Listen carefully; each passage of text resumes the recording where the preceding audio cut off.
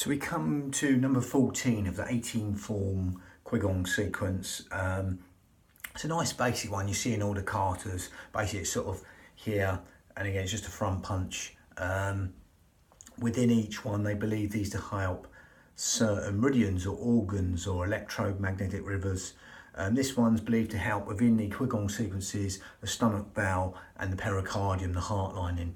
I'm not going down them sort of routes with this video. I'm going down more the yogic and Pilates path of the breathing and the hypnotic breath. So we're just basically mixing breath to motion and movement, which will in turn benefit every single organ, cell, sinew of the body anyway. But again, generally within the qigong sequences, they have a specific focus on each organ. But we're not going down that path.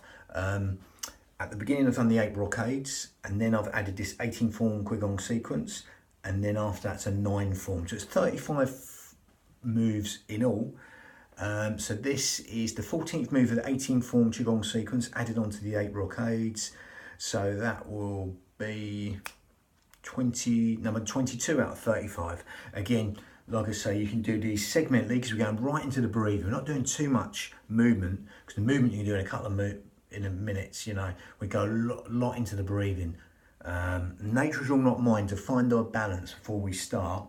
So with that, we're going to go straight in with the Pilates breath to start off with. We're going to zip up pelvic floor and scoop out your abdominals right now.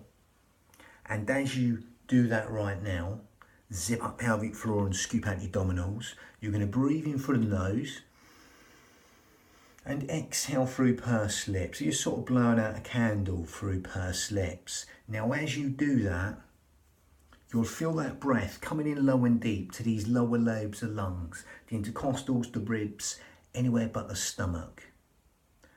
Okay, just feel that coming in organ deep, cell deep, even bone marrow deep, into these lower lobes of lungs, the intercostals, the ribs, anywhere but the stomach. Lovely, because there's nowhere else the breath to go apart from into them lower lobes of lungs. There's nowhere else that can go. So as you do that, that's Pilates breath. Okay, in short, we're going a little bit short on that. It's what you call lateral thoracic breathing, because as you, like now, zip up pelvic floor and scoop out your abdominals and take the navel towards the spine, as you do that right now, you'll feel that breath come in low and deep to these lower lobes of lungs, the intercostals, the ribs, anywhere but the stomach. Okay, and that's going to help us use the pelvic floor and our corset muscle, our powerhouse, our girdle of strength, 3 layers deep, just all segmentally stabilising the spine. Okay, lovely. So as you're doing that right now, breathe in through the nose and exhale through pursed lips, while zipping up pelvic floor and scooping out your abdominals. We're going to take it slightly down the yogic path. So we're going to close the mouth. Same deal though, zip up pelvic floor, scoop out your abdominals. And we're going to breathe in and out through the nose. Okay, still engaging that corset muscle, 3 layers deep, what we call the transverse abdominis, by zipping up pelvic floor, scooping out your abdominals. That will support the spine in our Pilates manner, but we're just closing the mouth now and we're breathing in out through the nose as we do that. Okay, and that's going to help lengthen the breath. Okay, the whole will cycle of the breath is going to be lengthened now, and as that happens right now, you'll feel that will cycle lengthen in a more yogic way. Also, that's more filtering breath on one of the yogic breaths. Breathing in and out through the nose. As you zip up pelvic floor and scoop out your abdominals, going near to Ashtanga Yoga breath, but not quite. Okay. Now we're going to take our mind to that out breath. So we're going to elongate that out breath longer than in breath. Okay. So as you take your mind to that out breath, consciously take your mind to that out breath. Quadruple it, double it, triple it, whatever you like, the out breath. Just make it longer than the in breath. And as you do that right now, you'll feel them parasympathetic nervous system benefits and responses.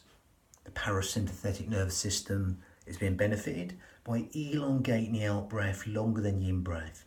All the things you don't think about: sleep, digestion, rest, and relaxation, all being benefited by lengthening the out breath longer than the in breath.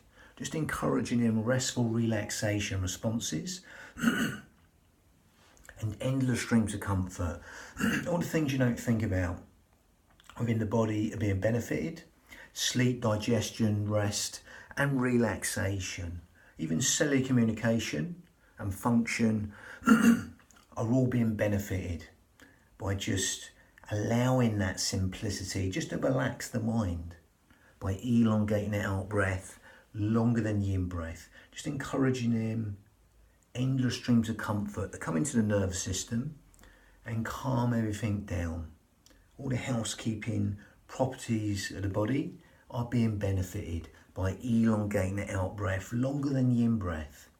Now again, you can stick with that breath as you zip up pelvic floor and scoop out your abdominals, breathing out through the nose while elongating the out breath longer than the in breath, without forcing anything. Quadruple it, double it, triple it, whatever you like the out breath. Just make it longer than the in breath, and allowing that simplicity to relax the mind. Now as you do that, if you want to take this breath on a little bit further to a more advanced yogic breath, you can do that. If you can't get this, don't worry. Just carry on doing the breathing we're doing.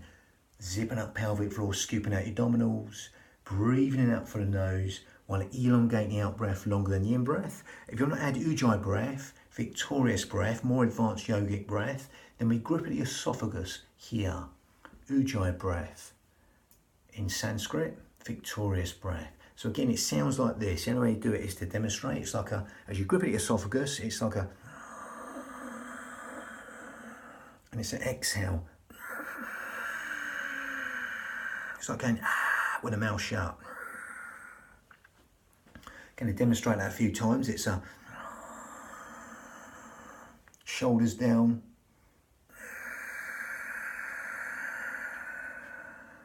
It's like a soft, silky, whistling ujjayi breath, victorious breath, raspy sound from the back of the throat, nearly sort of Darth Vader breath in a way.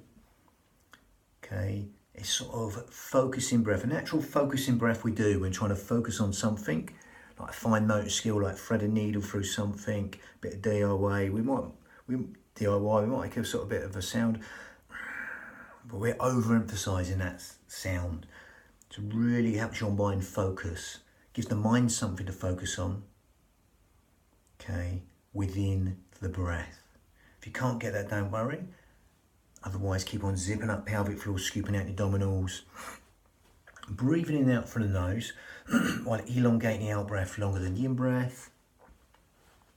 Or you can get the ujjayi breath as you grip at the esophagus.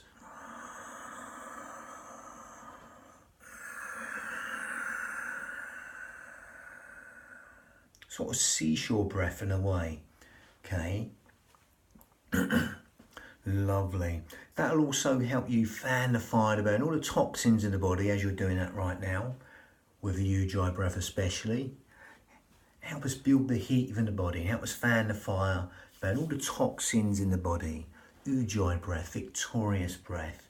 Now again, we're going to calibrate and synchronize and integrate the breath with the movement. Nice, simple move. Okay, again, it's just coming down to here. It's like a kata, one, here and back. Now again, I'm going to use the Iyengar yoga principles. Feet hip width apart or slightly wider. I would go no deeper than knees and lower toes. Okay, no deeper than knees and lower toes, or less if you like. I'm going to stick to the Iyengar principles. There are other schools of thought, but I'm going to stick to the old school safety Iyengar yoga principles, okay, of alignment. So again, you can either stay up high or go down as deep as you like, okay? On the motion coming out, we're going to elongate the out breath. So that'd be slower and it'd be a sharper in breath coming back. Okay, so I'm going to go back and demonstrate that. Lengthen up from the crown, zip up pelvic floor, scoop out your abdominals. Feet slightly wider than hip width apart, come down sort of horse riding stance, or more narrow and more high. See what suits you. Make these unique to you. If you want to go deeper, you can go deeper, or stay up high here. Supinate the palms here, Then you're going to pronate the palms to the centre of the chest. Shoulders down. Again, you're going to exhale nice and slow here.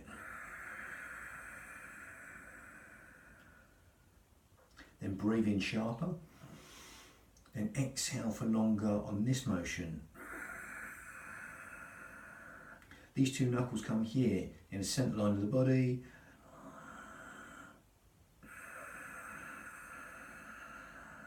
We're going to go deeper, okay, but no deeper than knees and arm and toes. Here we go, sumo stance, horse riding stance nearly. Exhale here, nice and long, breathing sharper here. Okay, if you want to come up and down, you can exhale down. I would go no deeper than line with toes or less. Breathing coming up, be sharp on this breath.